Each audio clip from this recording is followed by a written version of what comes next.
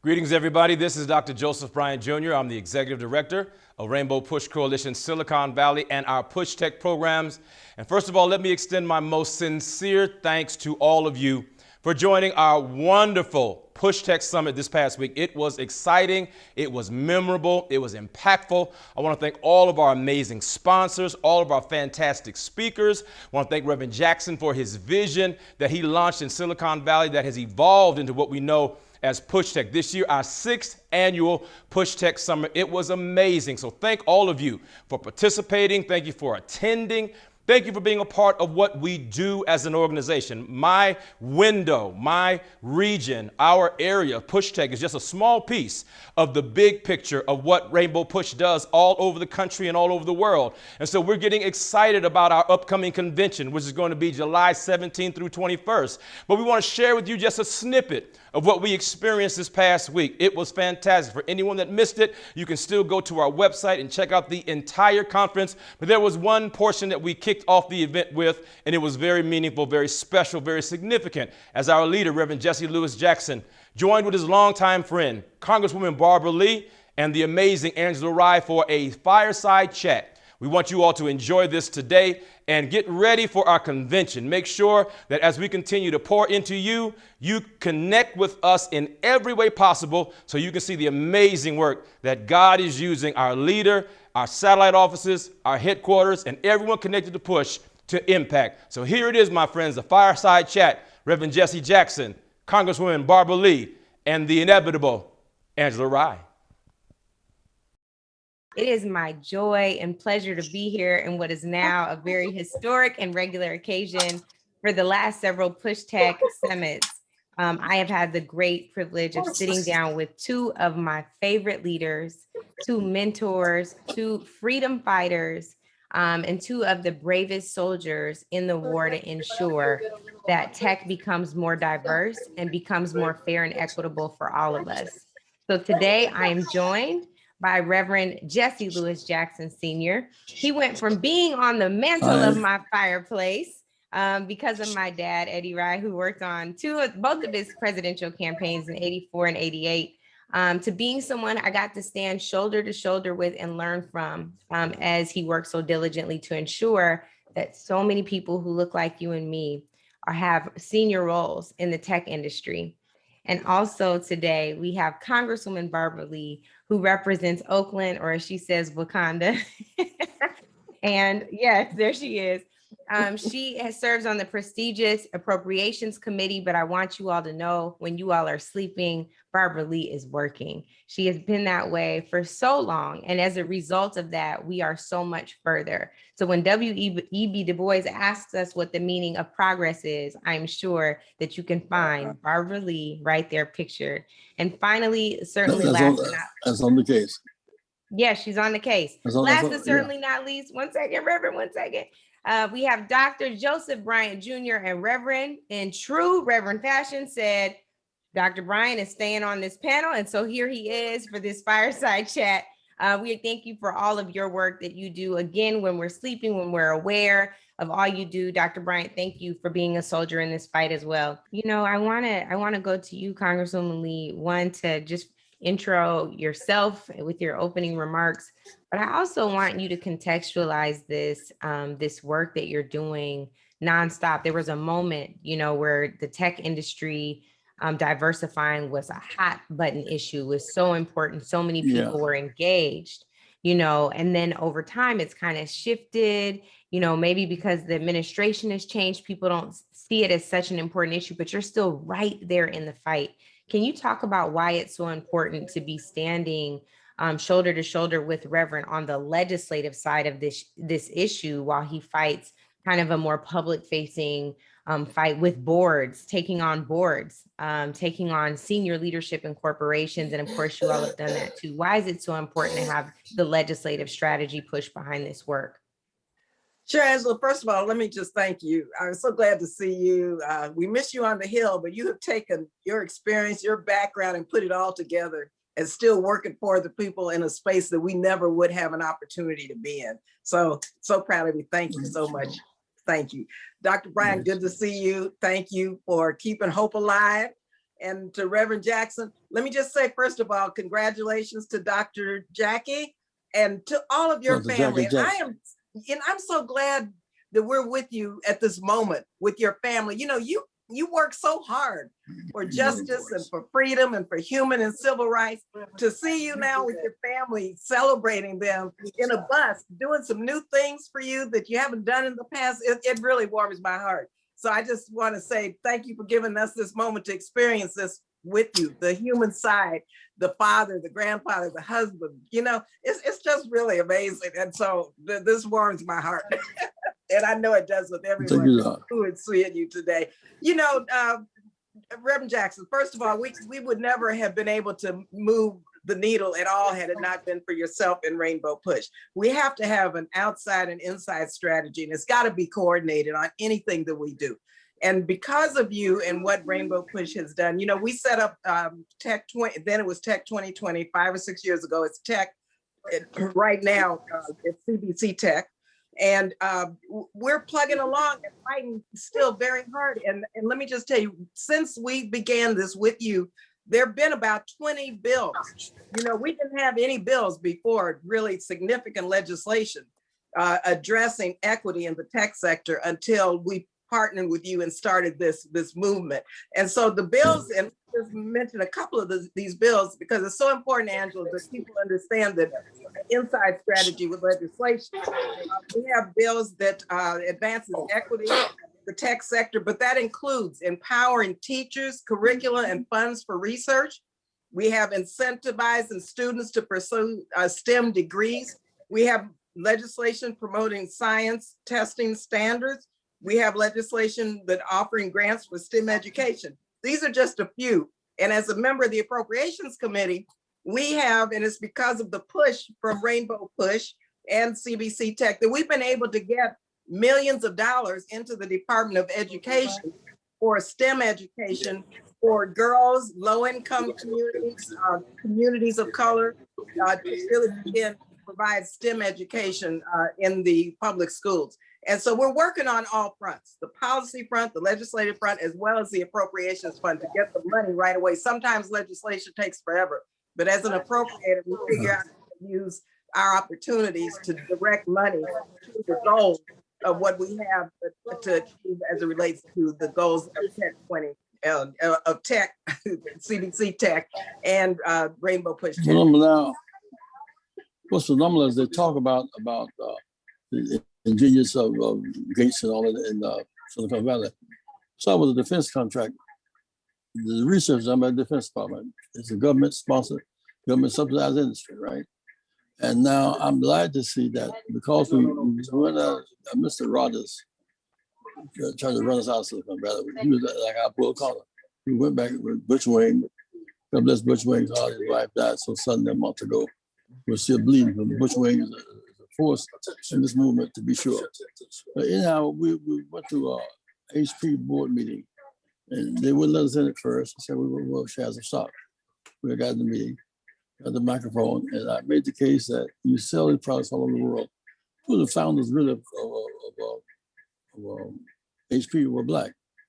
Still living in old men, still live in Silicon Valley.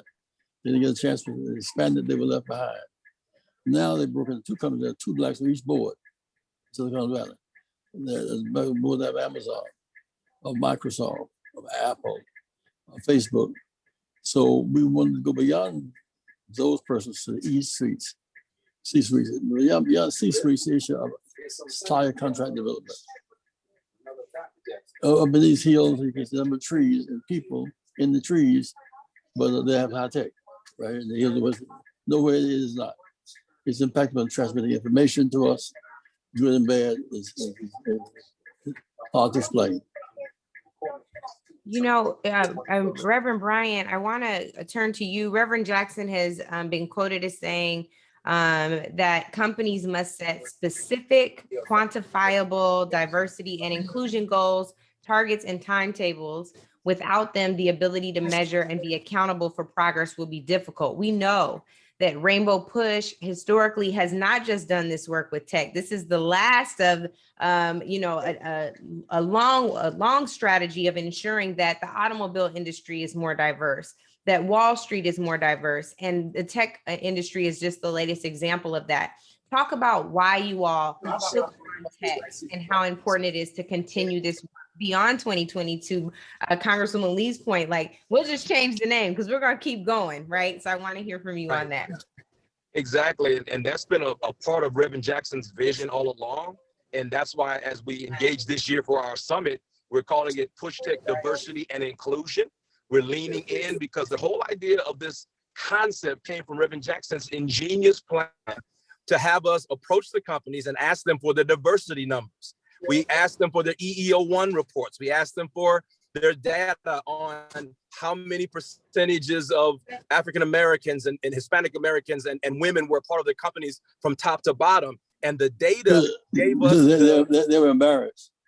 Right, the data gave us the ammunition to be able to speak to the issues, because we didn't want to just say to them from an emotional perspective that we need you to make changes. We wanted to show them with their own data that you are not having your companies built with the same type of creative energies and the same type of diversity that your consumer base has. And so this is going to be an ongoing battle, simply because many of them not only were embarrassed, as Reverend Jackson said, but they didn't realize they had not been inclusive in their strategies, in their plans. They had been very tunnel visioned in how they did their hiring practices, how they opened seats of leadership and management. So it was so important for us to begin with the data, continue to go back to them and ask them for updates and reports, and from the work that Congresswoman Lee is doing, to be able to legislate some of the changes that needed to happen from a business and corporate perspective. Because in order for Silicon Valley and the tech industry to change,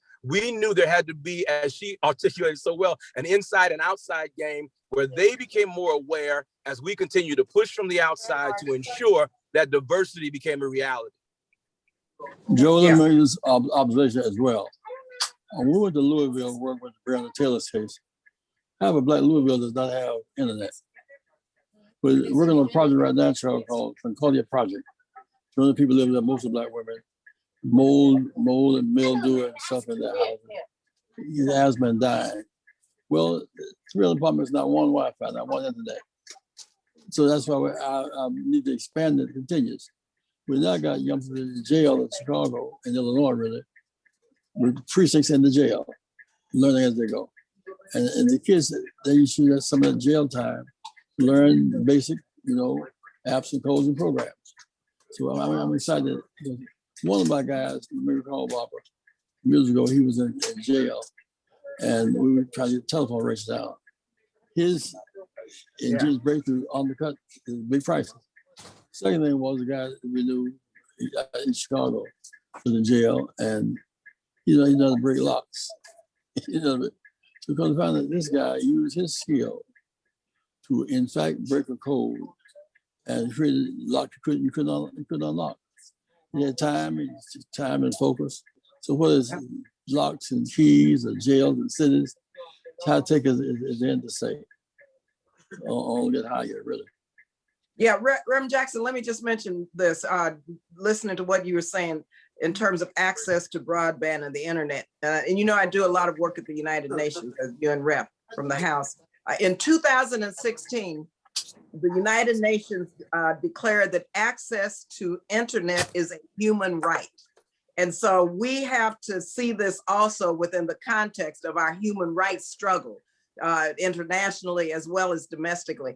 And with regard to what Dr. Bryant mentioned in terms of the EEO-1 data, we couldn't do anything on the Hill had you not been able to and continue to push for the release of this data. Because guess what? We have Black caucus chairs, Hispanic caucus chairs of committees that can either handle this, the oversight with sticks or carrots. And do we need more regulatory sticks? Or are they going to comply with goals, timetables, inclusiveness, and racial equity or not? And so the information you have and have given to us really helps us determine where our committee chairs go and how they approach these companies. The real demographics lend itself to what we're talking about. For example, globally, half of human beings are Asian, half of them are Chinese. One is African, 1/4 Nigerian. 2/3 of our nation speak Spanish. English is a minority language in America. English in America is a minority state. We put together Russia in the U.S. That's 6% of the population. 94% of people, almost people of color. We have an obligation to fight for the right reasons. The reason why they don't kick it back too hard now because the ghetto represents money, market, talent, location, and progress. The people who are unserved and underserved limit the growth of the companies. Let me say this: when son's me when I was out there with Reverend Bryant, some seniors in his church, quote unquote little old ladies, order their medicine and shop there online. That's a big deal, huh? That's right. There's no cab fare, and no begging somebody to get their medicine. They get it online. So we have to this is a phenomenal time in which we live. I want the listeners, the viewers to hear this because Reverend Jackson was able to watch seniors older than him get email addresses for the first time, have access to the internet, and then, as he mentioned, order their medicine, and then be able to now, because of the pandemic, order food, DoorDash, and Grubhub, and use social media to stay in touch with their families.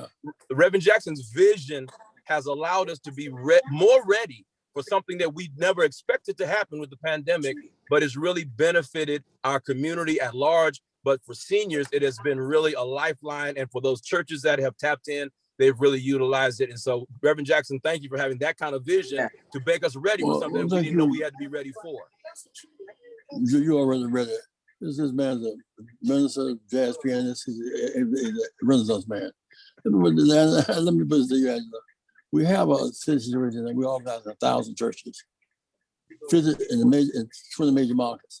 The 100 markets in America. We drive to black and brown. 100 markets. San Francisco to LA to Denver to so black and brown people must see this as an opportunity to make a big deal. The thing that I'm hearing is you all celebrating all of the work you all have done, as you should. It's so important for our people to know how important and critical this mission has been to you, Reverend Jackson, and you, Congresswoman Lee, and you, Reverend Bryant. But what I want to know is if the tech industry, from your standards and from your shift towards racial equity, has matched your effort. How would you grade the tech industry right now on meeting you halfway in the battle for racial equity in tech? I'll say C- because we still have under 6% for the most part in the tech sector as being part of the workforce. We don't have a lot of contracts and suppliers who supplied the goods and services to the tech sector. Again, we're making a lot of progress. I know one tech company promised us when they had some openings, you don't know, Brian, who this was, that when they had openings, they would put on an African-American on the board. We went back the next year, there had been 2 openings. They had put 0 African-Americans on the board. So I think we've made some progress. I certainly say C- for me. Some of them get C. I mean, Apple has done stuff. Cook and Dr. Jackson have done. Other companies have not done. Her role in C-suite is a very strong position. The mothers, I mean, like the Amazon mess have unions in the South. I mean, we have a big fight on our hands with these companies. Make them do the right thing. We both share the stocks. We go to shareholders meetings. That's the platform. The shareholders meetings where the big stuff is. They can't say no to us because we have the data. Let me say, today we're fighting voter suppression.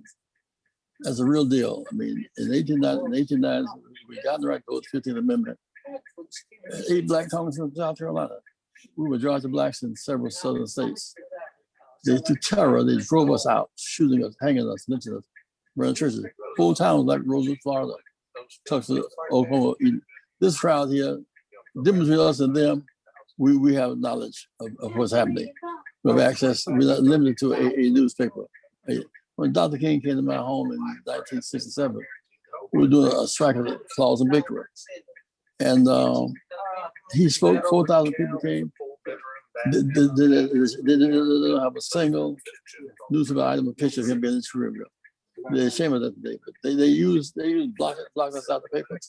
So when they move on Trump by his fascist tendencies, Because we have enough good sense to know that we should not drown in our own blood.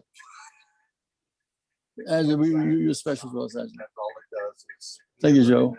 What a special treat. Like I love y'all. Y'all aren't just family in tech, it's just period. And so I was so happy that we got to do this again, Congresswoman Lee, because it's like our family reunion to also check in, say, how are you doing? But also, how's the tech industry doing? When you consider, we just heard some grades. Reverend Bryant, you actually didn't give your grade yet. So I want to hear your grade for the tech industry. And then I want to transition to talk about the folks who are in place and how many more we need. C- sounds pretty accurate to me. There's been some nice progress made, but when you start so far behind, you've got a long way to go. And so I think C- is pretty gracious, but it's relatively accurate. We don't want to discourage them. And so we'll give them a C-. Okay, that means they got some work to do because that's still below average. I want to know if you're directing a call to action to me. What would it be, and how I can spread that same word to my friends who are in the tech sector and are not. All of us are involved in tech in some way. We are literally on the opening session on Zoom, a tech platform. You know, when I talk to Ms. Lee, mostly it's on iMessage. You know, this is how we communicate. It is literally embedded in every aspect of our lives. So when we talk about ensuring that tech is just as responsible for us as we are for them, what does our collective call to action look like? I will start with you, Reverend Bryant, and I'm going to end. I know it's normally ladies first, but I'm going to end with Congresswoman Lee to close us out. Well, I'm going to yield most of my time to Congresswoman outside of just saying thank you. And Angela, just, you are such a strong force for us. You make us so proud as we watch and listen to you advocate for us constantly. You do so with such a degree of polished professionalism and power all at once. And you speak our truth in a way that everyone understands it, regardless of what type of panel, what type of moderating you're doing, what type of interview you're doing on various networks. And I think that it's important for us to just appreciate you, because your stage, your platform is being used to help further this message for us on social justice, on equality, on equity. You are such a part of this. So I want to just say thank you and then yield the floor to Congresswoman Lee. Well, I have to say, I associate myself with all of your remarks, Dr. Bryant, but I just want to add that Angela also is a deep thinker, and she does a deep dive, and she understands intersectionality. And our people need to really know that intersectionality, what affects one affects all, what affects this industry, what affects the employee, the workforce, the contracts, the C-suites, the board membership, affects our community in general. And so we have to see, and Angela has really got this genius about her that she can put all this together where people understand that Amen. Unity and seeing these issues and how they intersect really is the only way that we can move forward. And so, Angela, I would just say my marching orders is use technology to save our democracy. Register to vote. I know Reverend Jackson, Dr. Bryant, you know this because we're at the brink right now. And so in this world, I don't care if you're in the tech sector or where we are, my marching orders are use technology to register to vote, to organize, to mobilize, because this is not in a vacuum. This is a political struggle. And if we don't understand that, and if we just stay in our silos in terms of whatever we're doing professionally, then we'll never make progress. And so this technology is so important to get people to the polls and to register to vote. Finally, it's extremely important to get people to get to your members of Congress, and we can give you all of the bills, all 20 bills, to have your members of Congress say, yes, I'm gonna co-sponsor each and every one of these 20 bills, because that's what happens, Angela, you know, in Congress, it's the numbers game.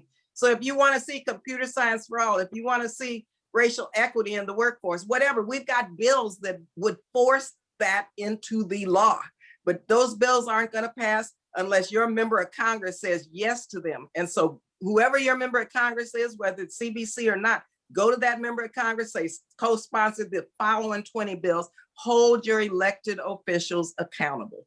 That's my marching orders. I love that. It's all political, okay? I'm waiting for this op-ed to come out from Congresswoman Lee and Reverend Jackson that's called "The Fight for Equity and Technology is a Political Struggle." Like you said, Yes. that is a thing. And so in the 50th anniversary year of the Congressional Black Caucus, to sit with a former chair, one of the most meaningful, dopest workhorses I know, Congresswoman Lee, and Reverend Bryant, for your grace, for the way that you stand alongside Reverend to ensure his consistent dignity, to know that, to make sure that we all know the work that he's done and that he's not doing it alone. Who says Black folks can't work together? I saw a whole bunch of unity happening on the screen today. And so in that spirit, we send you all forth to ensure that the fight for equity in tech isn't just a political struggle, but it's one where we recognize our full and complete value and power as a people. So with that, I love y'all so much. I can't wait till we talk again. And may the next conversation be that they at least have a B+. We're gonna work twice as hard then. Thank you. Sounds again. good to me. Thank Yes, you. thank you. I love y'all. Thank you so Love you much. Thank you.